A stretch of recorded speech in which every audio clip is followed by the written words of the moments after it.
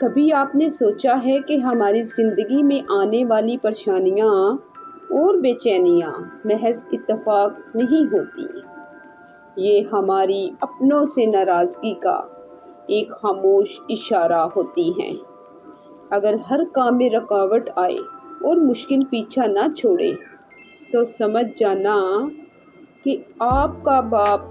آپ سے ناراض ہے۔ باپ وہ سایہ دار درخت ہے جس کی رضا میں اللہ نے کامیابی رکھی ہے۔ یاد رکھنا کہ اگر زندگی میں اچانک غم بڑھنے لگے اور ہر طرف اندھیرا محسوس ہو تو رک کر سوچئے گا ضرور کہ کہیں آپ کی ماں تو آپ سے ناراض نہیں، کیونکہ ماں کی دعا عرش ہلا دیتی ہے اور اس کی ناراضگی زندگی کو غموں سے بھر دیتی ہے۔ اگر آپ محسوس کریں کہ رزق میں کمی ہو رہی ہے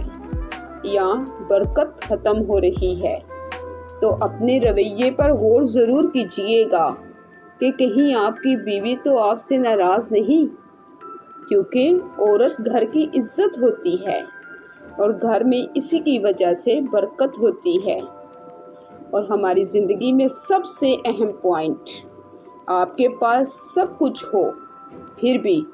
دل کو سکون نہ ملے، دل میں بے چینی اور بے سکونی ہو